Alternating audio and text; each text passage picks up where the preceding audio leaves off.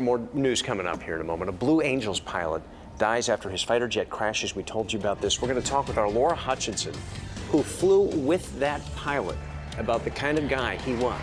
And coming up tonight at 6, could you have to pay more every month for your electricity? Well, one company is pushing for higher rates. We'll have more on that. Also, a local university helping set up a curriculum at a college on the other side of the world. Those stories and more tonight at 6. The Blue Angels will not perform at a Tennessee air show this weekend. That's after one of their pilots crashed and died during a practice run yesterday. Yeah, the pilot, a veteran of the cockpit, one of the best, and a member of our News 8 family, knows that well.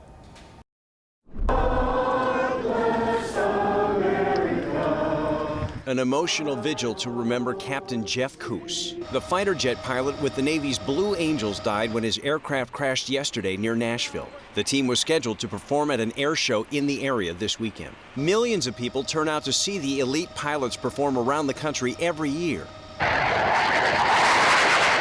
And a select few are lucky enough to go along for the ride.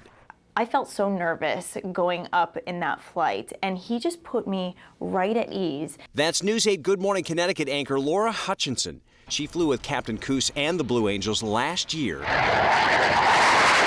You know, he was able to navigate this aircraft, talk to air traffic control, fly it with such precision, and also worry about making sure if I was okay in the back seat. This was somebody who was so good. He's the best of the best. Laura says she was admittedly nervous while in the plane. After all, the FA-18 aircraft can travel at a top speed of almost 1,200 miles an hour. But Laura says there was never any doubt that she was safe and he was in control.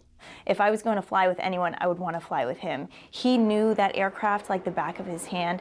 He loved his family. He was a happy person, such a sweet man, but he loved his country, and he was really passionate about what he was doing. I never felt unsafe with him at all.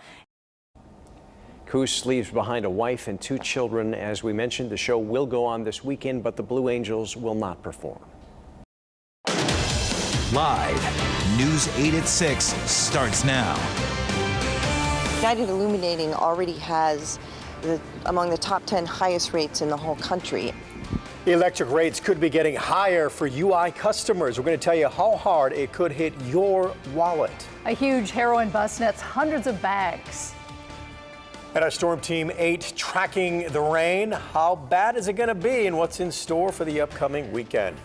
Electricity rates usually get higher in the summer with everybody using their air conditioners, but now it could get even more expensive. Good evening, everyone. I'm Scott McDonald. I'm Ann Nyberg. UI customers could see a big hike in their bills if a proposed rate hike gets approved. New at 6, News 8's Noah Gardner has more on just how much more we may be paying on our bills. UI is proposing a rate increase next year for changes in the works and recouping costs for investments made in the system. The request is for 3 primary things. One is infrastructure replacement. The second would be system modernization. And the third would be vegetation management. Michael West says the increase would help pay for tree trimming and replacing United Illuminating's aging infrastructure. Superstorm Sandy and Hurricane Irene seem to be in the far distant past, but they're very present to us. We heard our customers ever since those storms happened, and there are a number of things we needed to do to make sure the system stayed reliable, and we made the proper investments in that system. The rate increases would only pertain to the distribution portion of UI bills. If approved, customers could see an increase of $9 a month on their bill. If you compare that to what the total bill is, that's about, for the average consumer, a 5% bill increase per year for the next 3 years. Ellen Katz with the Consumer Council says over 3 years it would be a 38% increase in distribution charges for the average customer. Katz says the proposed increase raises concerns about affordability. United Illuminating already has among the top 10 highest rates in the whole country, and if you're talking about what amounts to a 15% bill increase for the average consumer over a 3-year period, that's extraordinarily high. The process requires us, as a regulated utility, to make the case for the investments we need. It has a lot of public involvement. What we do is present our case, present the data to support the request, and then the commissioners decide what is prudent. If approved, the rate would go into effect in January of 2017. The Office of Consumer Counsel says public hearings could start as early as August. Reporting in Orange, Noelle Gardner, News 8. This story generating a lot of buzz online. Most viewers posting to our Facebook page not happy about the proposed increases, like Michelle, who says, quote, the bill is high enough. The delivery charge is ridiculous. Costs more than my bill. Vicky saying they are already out of control with pricing. Remember, you can weigh in on the conversation as well. All you have to do is head over to the WTNH Facebook page. Bev, you're back with a few things you can do to help you save on electrical bills. Keep your freezer full. It will use less energy than an empty one. You could even fill it with gallon containers or water if you have to. Unplug battery chargers for cell phones and other electronics. Many of them just draw power continuously. And if you have to use a dryer, use it at night when rates are lower. Or just hang your clothes out to dry and don't use the dryer. Like the old-fashioned way, Ann. Yeah, right? All right. Clotheslines. There you go. So, to the forecast now. It's a great week so far, but that came to an end today. Rainy, gray start to the day. Some scattered showers may be popping up along the shoreline this evening. Let's take you outside for a live look on the shoreline. New Haven, New London.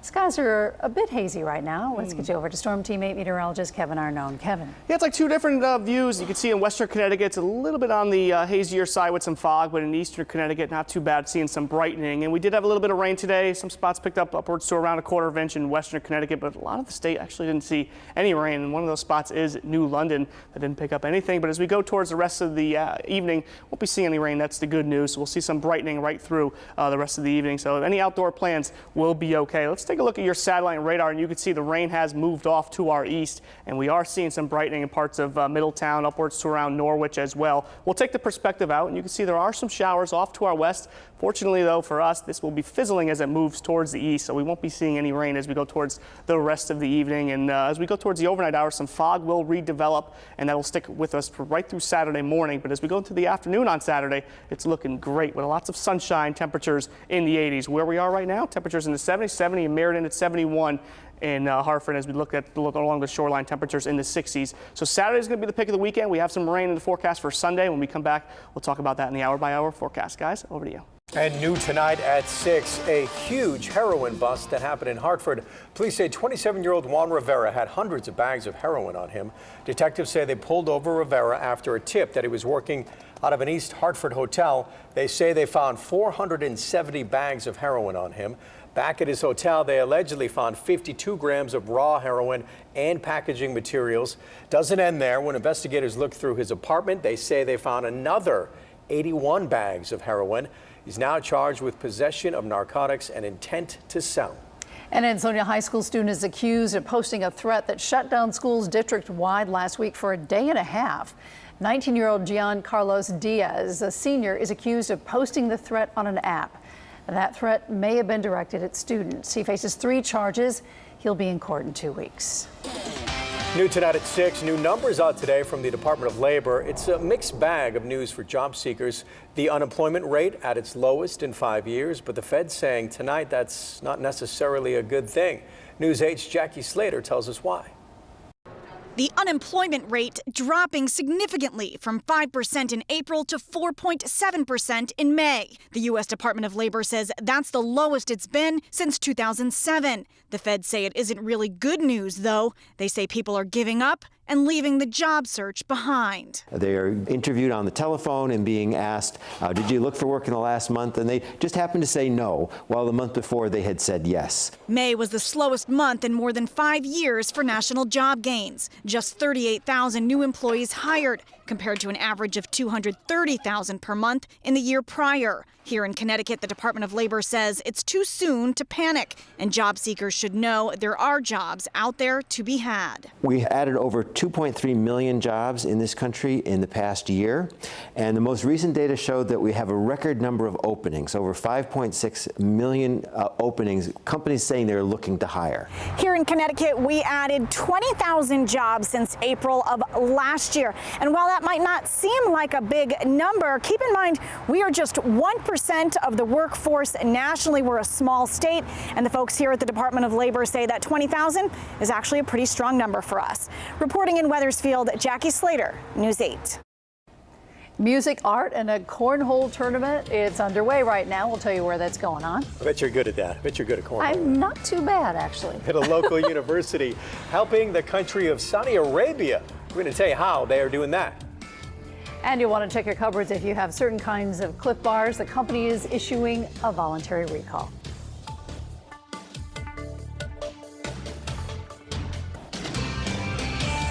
Local university helping to train security officers halfway around the world. The University of New Haven will be helping to create a new security studies program in Saudi Arabia.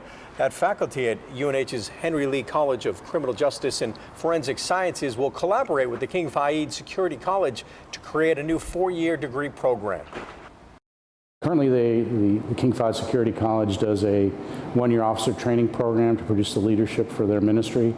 The King Fahd Security College is a division or directorate of the Ministry of the Interior in Saudi Arabia. The Ministry of the Interior would be most like the U.S. Department of Homeland Security. So it's everything plus other things. So it's everything from Coast Guard to Border Patrol to TSA to immigration, customs, passport control. It will mirror the UNH program. That ministry also protects the royal family in Saudi Arabia.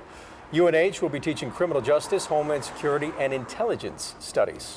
A granola bar recall to tell you about. Cliff Bar Company is issuing a voluntary callback of their nuts and seeds energy bars, Sierra Trail Mix Energy bars, and the Mojo Mountain Mix bars, like you see here in the photo.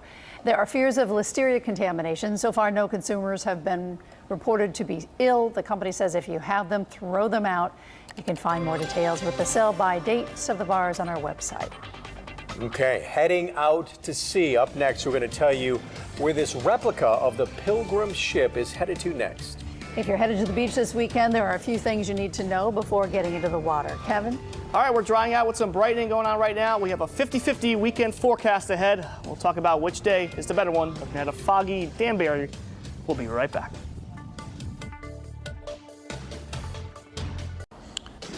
And welcome back, everyone. It wasn't exactly swimming weather today, but there will be a lot of folks heading to the beach tomorrow. Just like this. While most are thinking about the sun, when you go into the water, it can be dangerous. It's cold now, though, but when you're in the water this summer, there can be riptides. News 8's Sam Cantro talked with the experts on what to do if you feel the tide taking you away. You've probably heard of the term rip current before, but you're thinking, I'm a good swimmer. Maybe you're thinking, we can't get them out on Long Island Sound. Unfortunately, both of those are not true. No matter how good of a swimmer you are, you can get stuck in a rip current.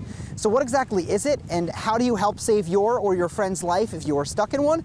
Let's check it out. There's over 100 fatalities each year estimated by rip currents, and they estimate that 80% of all lifeguard rescues involve rip currents. So what is a rip current? Well, think of it as a small stream moving very fast away from the shoreline, fast enough that even a great swimmer won't be able to swim against it. From close up, it's very hard to see, but take a few steps back and spotting them may be a bit less difficult. Look for areas that the waves aren't breaking, or for spots that have foam or sediment moving away from the shore. Now, this is not a guarantee that you're going to spot a rip current, but it might give you a better indication. Now, oftentimes you don't even realize that you're in a rip current until it's too late. People at the beach start getting smaller and smaller, and that is a very scary thing. But the key is to remain calm, not panic, and allow that rip current to take you out further. It's not that much effort for you to escape, though. Here's what you got to do. People typically, when they're caught in rip currents, they try to swim back to shore against the current with very little luck because it's so strong. So we recommend that you swim laterally across the beach in order to get out of the current and then swim back towards the beach. Now, even though you may not be able to avoid a rip current, the best way to stay safe is to swim with a buddy and make sure you're going to a beach where there is a lifeguard on duty. Be careful this weekend and enjoy. I'm meteorologist Sam Cantro, News 8. In setting sail, the Mayflower 2 at Stockton Mystic Seaport is scheduled to hit the open water The full-scale reproduction of the original Mayflower will be towed down the Mystic River and head back to Plymouth, Massachusetts for summer tourism season. It's been undergoing restorations in Mystic and will be brought back in December for more work to be done. And now games, art, music right in the middle of the street. A portion of Orange Street between Center and Crown is closed off to traffic right now in New Haven for a block party. It's called Game on 9. This is video of them setting up for the annual event. It features art, exhibits, music, and games like frisbee, golf, a giant game of Jenga, and a cornhole tournament. We should stop by to check this out. And you too. Yeah, definitely. We'll get a look at the forecast, see how it's going to be down there tonight in a minute. But a whole lot more going on this weekend in Connecticut. We got your back here with a list of 8 things you can do. Check it out at our website, WTNH.com. Hopefully some of those things are inside, at least if it's going to be Sunday. Ann mentioned this block party happening tonight. How's that look first off? Anything going on tonight, you're going to be fine. We'll see some brightening as we go towards the rest of the evening. Saturday's going to be fine. It's Sunday that you're going to have some indoor plans. Washout, complete washout? You'll see a little bit of a break in the afternoon, but I would say 80% of the day is definitely looking wet, unfortunately. But I'll tell you, Saturday's looking almost perfect with temperatures in the 80s, lowering humidity, and we'll see lots of sunshine too. Danbury temperatures in the upper 60s, southwest winds about 3 miles per hour. You can see that gray background. That's a little bit of fog that we're still dealing with. That'll slowly burn off over the next couple of hours, and that fog does redevelop as we go towards the overnight hours. So tomorrow we'll start a little cloudy and a little foggy as well. Winds, not too bad, about 5 to 10 miles per hour, but I do want to point out the wind is off of the water, so if you're going for a walk on the beach this evening, it might be a little bit chillier than what the thermometer is reading. That's because that wind coming off of the water with those water temperatures still in the 50s. That's going to be the case as we go towards the day tomorrow. Although it's going to be in the 80s, the wind will be from the south as well, so we'll feel a touch cooler along the beaches. Temperatures right now in the 60s along the shoreline at 65 in Devon, 66 in Guilford, a couple spots still in the 70s in northern Connecticut, 71 in Wallingford, and 69 in Glastonbury. We'll see those temperatures remain mild as we go towards the rest of the evening into the overnight hours. About 9 o'clock, we'll see those temps in the mid-60s. We're going to hold on to a mostly cloudy theme right through the evening, right through the overnight hours. We're going to start the morning tomorrow with temperatures in the 60s, so a mild start. We'll start with some clouds, we'll start with some fog, but as we go towards the later part of the morning into the afternoon, that's when we'll see the sunshine returning. Those temperatures will start to react to that sunshine, getting into the 80s as we go towards the afternoon, and the humidity will lower as well. By 11 o'clock, we're talking temps in the mid to upper 70s. Not bad at all. Take a look at your trend over the next couple of days. Sunday is not the pick of the weekend with temperatures in the 60s for the shoreline, 70s away from the water, and we're talking about a little bit of rain as well. We'll time that out for you coming up in the hour-by-hour forecast. Monday, we'll hold on to that cloudy theme, and we could see a few showers for the day on Tuesday. Satellite radar, that rain has moved off to our east. That's the good news. A few showers off to our west will fizzle by the time it reaches Connecticut, so nothing going on for the rest of the evening. That's the good news as we take a look at the radar and your hour-by-hour forecast. We'll hold on to the 60s through the overnight hours. We'll start with some fog along the shoreline tomorrow morning. But then as we go towards the afternoon, that's when we see the sunshine returning, the humidity lowering, getting into the 80s. Should make for a pretty good day and certainly the pick of the weekend. Then as we go towards the day on Sunday, some rain showers for the morning. I think the midday might be dry for a few hours, but then we'll see the rain start to return as we go towards the evening hours as well with a little bit of thunder. So the pollen will be down Sunday, Monday. That's good news. But Saturday, you're going to want to take your medicine if you suffer from any allergies. Tonight, a little bit of fog, temperature around 60 degrees, winds out of the south about 5 to 10 miles per hour. Tomorrow, we'll start with the clouds. And then we'll see the sunshine returning for the afternoon, pick of the weekend with temperatures in the 80s, and that humidity will be lowering. Let's take a look at your 8-day forecast. Saturday, again, pick of the weekend in the 80s, some sunshine. Sunday, that's when we see the rain. We'll hold on to a cloudy theme for the day on Monday. Then as we go into Tuesday, we'll watch for a few rain showers. Other than that, temperatures pretty seasonable in the 70s, and we'll watch for some more rain on Friday as well. 1 out of 2. Yeah, don't care for that Sunday. All right, Kevin. 50-50. Thanks so much. All right, let's check in with sports and John Pearson. John. Well, the UConn baseball team back in the NCAA tournament. The Huskies continued their hot play today in Florida. They're the 3 seed in the Gainesville region, taking on number 2 Georgia Tech. Jim Pender's guys needed just 1 big inning, and they got it in the second. No score. Bases loaded for Tyler Nesda. He comes through with an RBI single. 2 runs come in. Huskies with a 2-run lead. Next batter is Aaron Hill. First pitch he sees, he gives it a ride, nearly puts it out of the park. It goes for a double, scores another run.